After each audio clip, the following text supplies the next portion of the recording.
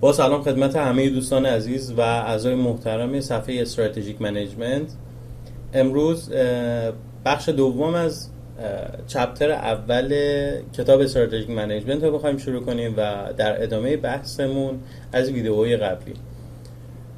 امروز میخوایم بگیم که فرآیند استراتژیک منیجمنت چی هستش. استراتژیک منیجمنت سه بخش اصلی داره. بخش اولش آنالیز و یا بررسی سازمان، چه از نظر داخل سازمان و چه از نظر محیط خارجی سازمان، که در اصل به ما نشون میده ما در کجای بازار و محیط کسب و کار قرار داریم. در قسمت دوم استراتژی، ایجاد استراتژی و یا تدوین استراتژی و انتخاب های ما هستش که ما میتونیم بگیم که از چه استراتژی میخوایم استفاده کنیم و اونو تدوینش کنیم. و در قسمت بعدی ما اجرای استراتژیک رو داریم. در اسلاید بعدی عملاً فرآیند استراتژیک منیجمنت نشون داده شده. میتونیم ببینیم که هر کدوم از بخش‌ها به چه شکلی هستن.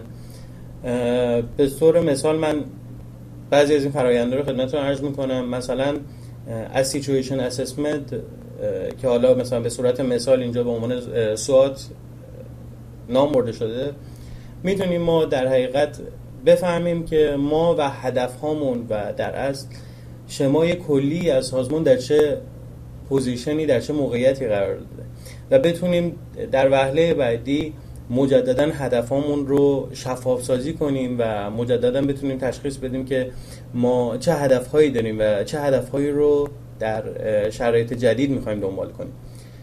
در وهله بعدی کورپوریت استراتژی یا کامپتیتیو استراتژی هستش که مجموعاً میتونن اینا استراتژی ما رو تشکیل بدن.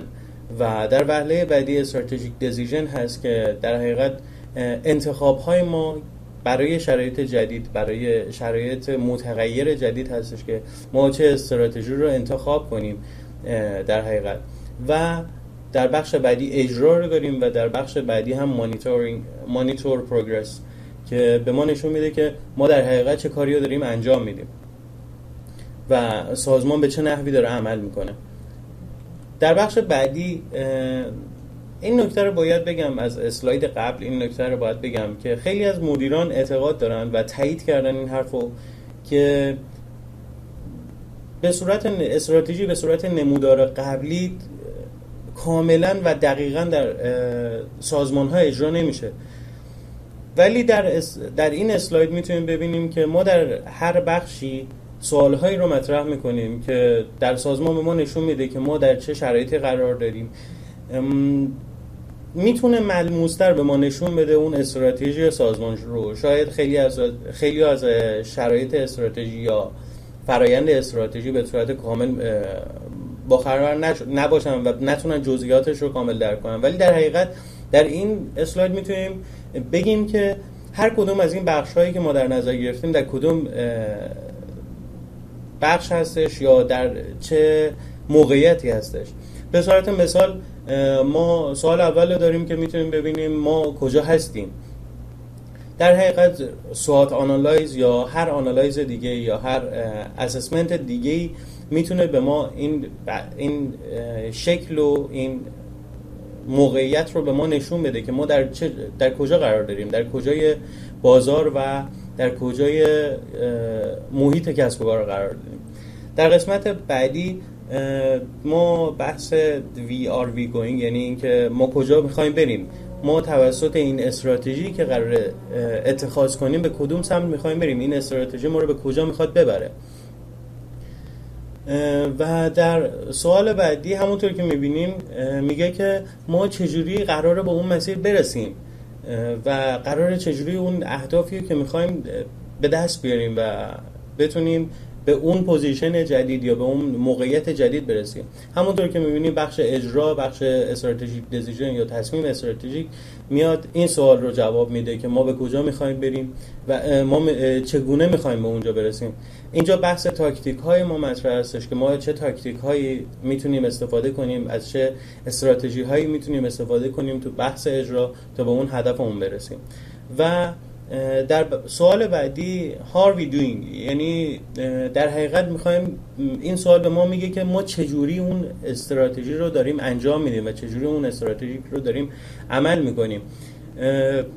این سوال در حقیقت یکی از مهمترین سوالهای ما هستش که در بحث اجرا خیلی مهم هستش.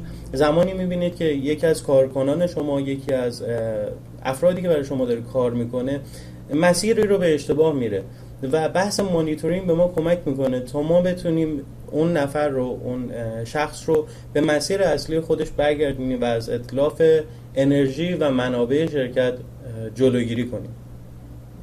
در این بخش که بخش بعدیمون هستش، ما بدنه و در حقیقت ساختار استراتژیک منیجمنت رو داریم.